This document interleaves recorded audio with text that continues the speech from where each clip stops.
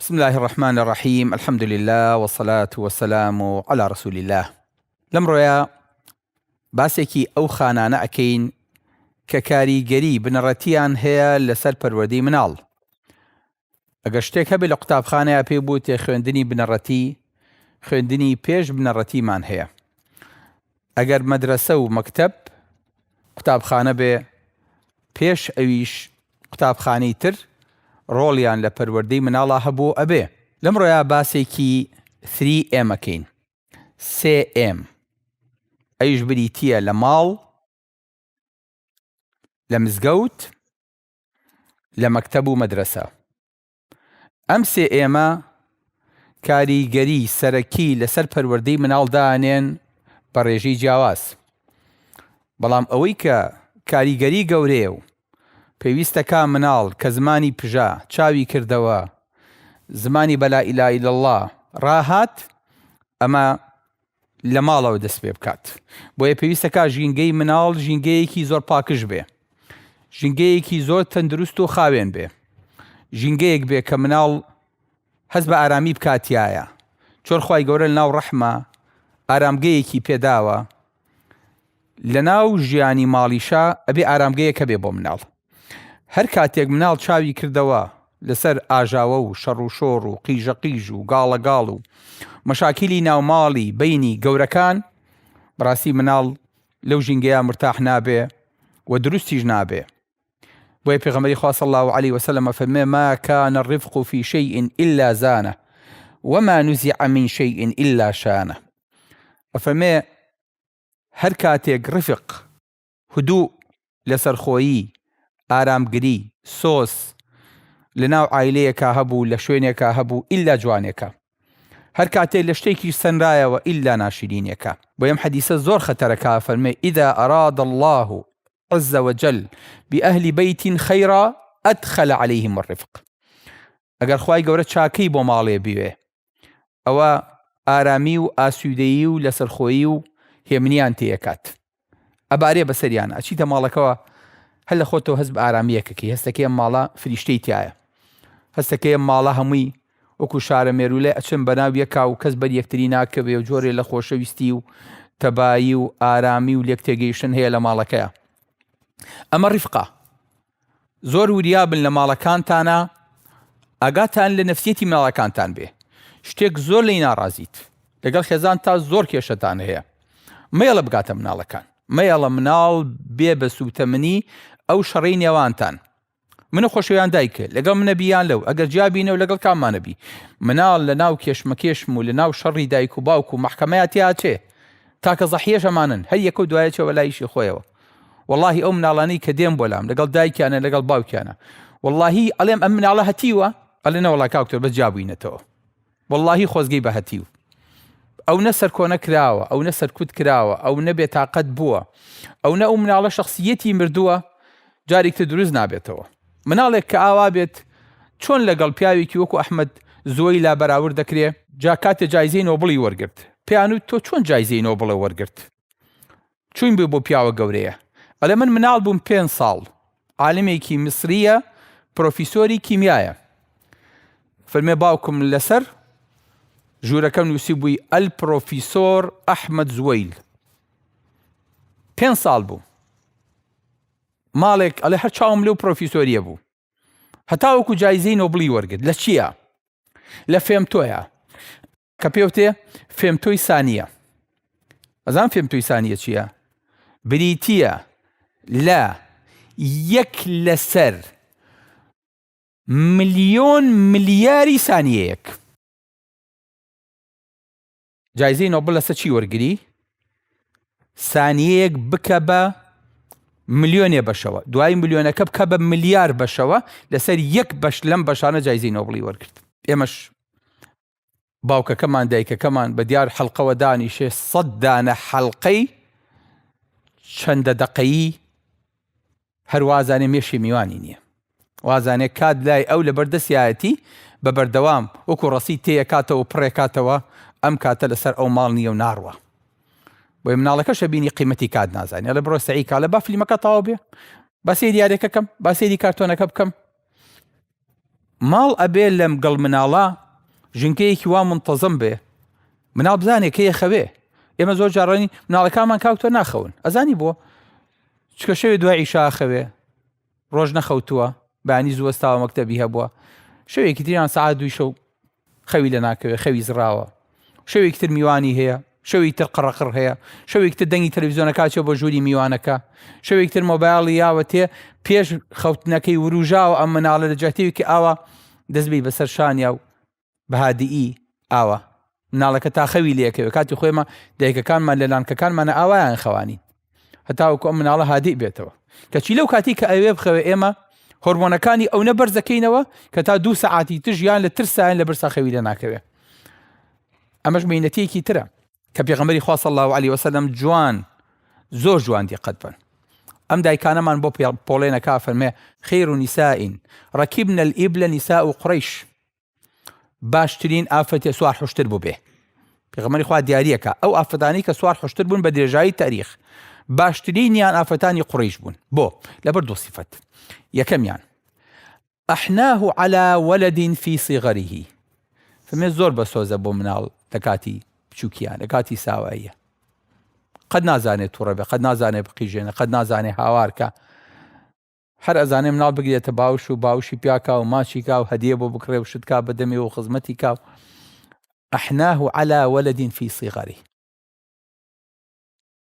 دوایی وأرعاه على زوج في ذات يده،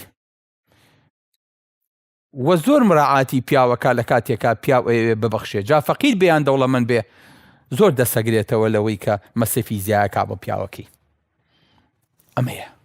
ئەمەیە ئەم دایکانێکی ئێمە لە ماڵەکانمان پێویستمان پێیانە بۆ ئەوەی کە ئەو دایە نەبن کە کەڵە پیاوەکانمان بۆ پێگەێنن، کە بەیانی ئەم مناڵانە دروستەکەن ئەیان خەنە ناو کۆمەلگاوە. چۆن بتوانین ئەمانە دروستکەین؟ ئەم دایکانە ماندوو نابن، ئەزیەت ناکێشن، بڵێ مراعاتیانەکەین. ئەزای ئەمانە زۆر لە ئێمە ماندووترن، زۆر ئەزیەتیان زیاترە، زۆر لەگەڵ ئێمە زیاتر لەگە مناڵە ئاڵێن. بۆیە ئافرەت زۆر جار قسە زیاترەکا لە پیاو. بۆ چکە مەفروزە ئەو مناڵە زمانی دایکی لێ فێر بێ. ئەگەر قسە ناکاوکو ئێمە بێدەنگ بێ مناڵ هیچ فێر نابێ. هەموو مناڵەکانمان ئۆتیزمێ دەرەچن، دایک لەگەڵ یاڵێ جواب بێیاتەوە، بە قوربانێ بێ، بە ساقەیە بێ، بۆی شەرحەکە، باوک تاقەتی شتانی نییە. بۆیە دایک ئەجریشی زیاترە لە کاتێکە کە باسی فەزلی دایکە کرێ لەگەڵ باوکە بەراورد دەکرێ. ئەی ئەم دایکە کە ماندووە بێت کێشەی تەنگژی دەرونی بۆ دروست نابێ، بەڵێ بەڵام ئەبێدان بەخۆیان بگرێ، شەڕە بێ لەگەڵ پیاوە، بڵێ شەڕە بێ لەگەڵ دەور و بەرا، بڵێ بەڵام ئەم پێوە تێخۆی چێشت. ئەمڕۆ شەڕ و بەیانی ئاش دەبینەوە، بەڵام ئەو مناڵە ئاش نابێتەوە. ئەو مناڵە ئەو سێراعەی کە دایک و باوکی بینیویانە، ئەو شەڕ و شۆڕە لە مشکی مناڵەکە یارماوەتەوە. تو ئاش بیتەتەوە، بەزەواج نەبووتە، ئەوە خەمێتی ئەلێ شەڕ ناکەن دایە ئیتر، چکە بۆ ئەوە بێ بە زەحیی یەکەم، چکە ئەو ڕۆژەی شەڕە ئیتر ئەو ماڵە هەمووی ئاگر و ئاسن و قابلەمە و نەعل و هەموویە بارێ بەسەر یەکە. دواتری ژنان نییە، خواردن نییە، ئیسراحەت نییە، خەو نییە، ئارامی نییە، سەعیکردن نییە، سەی تەلەڤیزیۆنیش نییە. وەرە مناڵەکە بێ بە زەحیە. بۆیە مەفروزە مناڵ نەیەتەوە بینەوە. مناڵ لە ژینگەیەکی پاکا بژی. هەر کاتێکیش منداڵەکە شتێکمان لێ بینی بەو ئوسلوبە نەرمی کە باسمان کرد ئەبێ مناڵ تەصحیح کرێ. ئەمە چۆن تەصحیح کرێ؟ ئەم مناڵە چۆن ئاراستا کرێ؟ بەس بە خۆمان ناکرێ. هەر لە ماڵەوە مناڵ بەستیتەوە، هەر لە ماڵەوە مناڵ دابنی. پێویستە کات لە ماڵەوە ئێمێکی تری هەبێ کە بۆی بچێت، ئەویش مزگەوتە. ئەوەی مناڵ لە مزگەوتا پێ ئەگا لە ماڵی شاپێ ناکە، چکە لە ماڵەوە هەر لەگەڵ شەکانی ئاەتی. زۆر جار ئەم کوڕە تەبیعەتی کچەگرێ، ئەم کچە تەبیعەتی کوڕەگرێ. ئێمە ئەمانەوێت جاکاریە دروستکەین، ئەمانەی هەر یەکیان بە ئاراسی خۆیان برین. وەکو منهەجی خوێندن نییە هەردووکیان یەک منهەج بخوێنن، یەک تەدریب بکەن، یەک ئیشکەن، یەک اختصاص وەرگرن بەبێ ڕەچاوکردنی ڕەگەزیان. بەعەکسەوە مناڵە بێت چاودێری بکرێ. بۆیە کوڕ ئەبێ بچێتە مزگەوت لە بەشی خۆیان، ئافرەتە بێ بچێتە ئەگەر چووە مزگەوت ئەویش لە بەشی خۆیان. کوڕ کە ئەچێتە مزگەوت بەڕووی عالەمێکی تراکرێتەوە. ئەبینێ ئەهلی گەڕەک هەمووی لەوێن، زۆر جا خزم و کەسوکاری لێیە، ناسیاوەکانی لێیە. مناڵ فێری تەسەڕوفی پیاوە بێ، لەگەڵ گەورەیان مامەڵاکە، لە مەلای مزگەوتەوە هەتاوەکو یەتە خوارەوە، هاوڕێکانی خۆی بینێ، دڵی خۆشە بێ. کە چوار پیرسەرەکەم بەیە کاچێ لایەن دانیشێ، هیچ نەبێ پندیان لێ فێرە بێ، هیچ نەبێ مێژووی کوردەواریان لێ فێرە بێ، لەگەڵ مامۆسایە دانیشێ 2 حەدیث و 2 ئاەت زمانی پاراوە بێ مناڵە. ئەم مناڵە وردە گەورا بێ، عەقڵێکی لەگەڵ یا گەورا بێ. چکە ئەو مەجلیسە لە مناڵێکە وەکو تەمەنی خۆی تایەتی کە یاری لەگەڵاکە، هەتا وەکو پیارێکی پەککەوتە کە باین لەبەر چاوی ئەڵێن بۆ مامۆستا دیارنامەیان بۆ فڵان کەس ڕۆی، ئەڵێن وەڵا وفاتی کردەوە. ڕۆژێکە زانێ ئەمیش لە سەفەکانی نوێژا وردە ئەچێتە پێشەوە تا ئەچێتە شوێنی ئەو پیاوە پیری کە ئەمڕۆ شوێنەکەی بۆ ئەو بەتاڵ کردووە لە ڕۆژەکە بێ ئەم شوێنە چۆڵەکەم. لەبەرەوە مناڵ لایەنێکی ڕۆحی بۆ دروستە بێ، هەستێکی بۆ دروستە بێ کە ئەم ئیشباع عەلەی شوێنێکی ترا ناکرێ، نە لە مەکتەبا نە لە ماڵەوە. هەل لە خۆی مناڵ بێ ئەبێ چۆن خواردنەی تێ ئەبێ ڕۆحی ئاسوودە بکەیت، ئەبێ دڵی ئاسوودە بکەیت. ئەژنا مناڵ بەلاو انحرافات و بەرەو لاڕی ترا ئەڕوات. عەبدوڵای کوڕی مەسعود جارێکیان بە بازاری کوفەیە ئەڕۆی، کۆمەڵێ مناڵ دانیشتە بوون، کۆمەڵێ گەنج دانیشتە بوون. یەکیان ناوی زادان بوو، دادانی کندی، زۆر دەنگی خۆش بوو، عودێکیشی پێ بوو، عودی بۆ مناڵەکان لێیە، سەرخۆشیش بوو. ئیجا وەرە بێرن بە چای خۆت. عەبدوڵای کوڕی مەسعود گوێی لێ بوو، گوێی لە دەنگی عودەکە و مۆسیقاکە و گۆرانێکەش بوو. فەرمی ئەوە چێیە؟ وتیان قوربانەوە کندیە، مەشهورە لە دەنگ خۆشییا و مناڵە. چی بکە باشە؟ ئێمە بمایە چیمانە کرد؟ دەسەڵاتی هەیە، قووەتی هەیە. عەبدوڵای کوڕی مەسعود هەموو کەسێکەی ناسێ، هەر عودەکەمان لە سەری ئاشکان، بەڵام سەری چەند جوان ئاراستەی کرد. فەرمووی ما أعذب هذا الصوت لو كان بالقرآن. فەرمی دەنگێکی چەند سازە ئەگەر قورئانی پێ بخوێندایە. ئەڵڵا بەبێ سەرکۆنە، بەبێ لۆمە، بەبێ لێدان، بەبێ تووڕەبوون، سەیری ئەدەبی سەحابی پێغەمبەری خوا بکە صلی الله عليه وسلم ڕەگە مناڵە. ما أحسن هذا الصوت لو كان في القرآن. دەنگێکی چەند ساز و خۆشە خۆزگە قورئانی پێ خوێنرا. گۆرانی بێژەکە گوێی لێ بێ، ئەلێ ئەوە چێ بوو؟ ئەلێ عەبدوڵای کوڕی مەسعود بوو. فەرمێ چی لێ هاوە؟ فەرمێ وەڵای جامانەکەی یا بەسەر خۆیە و تێپەڕی. طبعا ئەچێ عودەکە یەکسەر ئەشکێنێ لە شوێنی خۆیە.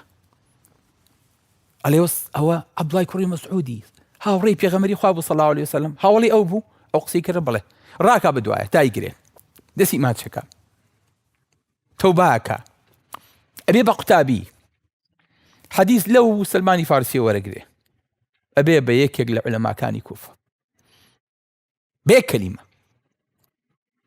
بۆی مناڵ کلێنێکی ڕۆحی هەیە، بە مزگەوت پڕ نەبێتەوە، بە گۆرانی و بە مۆسیقا و بەشی تر پڕ بێتەوە. بۆیە مناڵە بێ شوێنێکی تایبەتی هەبێ لە مزگەوتە، لە پشتی پشتەوە یان لە بینی پیا و ئافرەتە کە دانراون، هەتا وەکو سەر پشتی پێغەمبەری خوا صلی الله عليه وسلم کە حەسەن و حوسێن یاریان لەسەر کردووە، هەتا وەکو مینبەرەکەی پێغەمبەری خوا صلی الله عليه وسلم کە چوونەتە سەری، هەتا وەکو ئەو شوێنەی کە پێغەمبەری خوا حەسەنی بردووەتە سەر مینبەرەکە و فەرموویەتی ئین ئیبنی هذا سەید. ئێمە تەحملی مناڵێک ناکەین لە مزگەوتە کە بێ فێری قورئان بێ، فێری ئەدەب بێ، فێری ئەخلاق بێ، فێری سفەتی گەورەکان بێ. ئەنجا دایمشتمان پێ بێ نقلی بینە بڵین ئەدەمە شیرینکە، ئەو بۆ خۆ بخۆ، ئەو هەدیە هەڵگرە، مناڵ پێی خۆشە، ئەو عەترەی بێتێ با مناڵەکە بێ پێی بێ، حتا هەفتەی داهاتوو ئەو مناڵە لە خۆیە کە تەواو بوونجا دوای بڵێ تۆی بۆ نوێژی بیانی بە عەتێکی تریشە بەمێ ها تۆ مناڵە لە بیر ناچێتەوە. هەدیەیەکی وەرگرت. چۆن ئەتوانیت ئەم مناڵە ئاراستەکی بۆ ئەوەی کە خۆت دەتەوێت؟ ئەگەر ئەم مناڵە ئێمە لەم گەورەیە تەحملیان نەکەین، لە باوشی دایک و باوکیانە تەحملیان نەکەین، مناڵەکان بتۆقێنی لە مزگەوت، مناڵەکان ئەو جۆوەیان بۆ دروست نەبێت کە بەیانی دڵیان معلق بێ بە مزگەوتەکانەوە. چەند لەو کەسە بێدینانتان بینیوە کە لە مزگەوت ئاوا تۆراون لەسەر شتێک، لەسەر هەڵوێستی، لەسەر تووڕەبوونی یەکێک. جا دیقەتیش بن ئەوانی کە لە مناڵ تووڕابن خۆیان هیچ مناڵی لە مزگەوتان نییە، هیچیان. مناڵەکەی خۆی خوا ئەزانێ لەکوێیە، لەو مناڵی خەڵک تووڕابێ کە بە قوربان و بە ساقاتۆتە مزگەوتەوە سەخوا خۆمانە نەڕوات. ئەو هەموو مؤسساتەی تر، ئەو هەموو پشیپشیان بۆکەن، ئەو هەموو خزمەتیانەکەن، بەس بناڵ خەنا مؤسساتی خۆیانەوە مناڵەکەیە بۆ مزگەوی مەشچین تارێنین.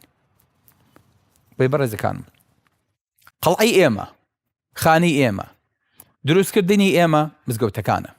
بەداخەوە ئێمی سێم ئێمە کە لای من تەنها مەکتەبێکە یا مەدرسەیەکە کە بۆ فێربوون کراوە، لە مەهامی پەروەردەیی خۆی زۆر لایاوە، کە خۆزگایەک جارێکی تر ئەمە ئەگەڕایەوە بۆ مەکتەبەکان شوێنی پەروەردە و فێرکردنی شەبوون. سەلام عەلەیکوم وەڕەحمەتوڵڵاهی وەبەرەکاتوه.